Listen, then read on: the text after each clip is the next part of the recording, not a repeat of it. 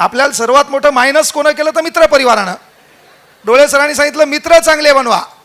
मित्र पाहिजे कोणासारखा? कवी कलश छत्रपती शंभूराजेंसारखा.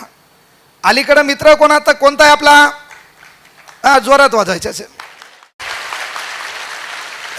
अलीकडे आपला मित्र कोणता आहे? वर्गात बसतो, याचा अभ्यास चांगला चालू असतो, गरिबीची जाणीव असते, मायबापाचे कष्ट माहीत असतात, वर्गात बसताना याच्या बाजूला दलिंदर येते आणि कानात हळूच सांगते अर्धा तास झाले तू ह्याकडेच पाहू लागली.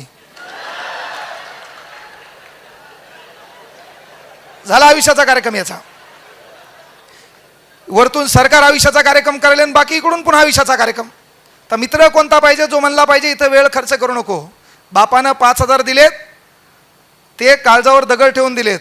त्या 5,000ची किंमत बापाला माहिती आहे. 2.5 चक्राचं उत्पन्न नाही सध्या, दुबार पेरणीची वेळ आलेली आहे, खताचे भाव वाढलेले आहेत, सरकार वरतून कार्यक्रम ठोकत आहे. यायचे कुठलाही आमदार सध्या शेतीवर बोलणं, बेरोजगारीवर बोलणं, कुठलाही आमदार महत्त्वाची गोष्ट विद्यार्थ्याच्या प्रश्नावर बोलणं, यायचं चालू काय मही खुर्ची मही सत्ता, आणि त्याच्यात आपला कार्यक्रम वाजत आहे. त्यामुळं विनंती एकच आहे बाबा, जे करायचं ते चांगलं करा, कुठेही करा. पळसालपणं तीन आहेत, मित्र चांगले निवडा.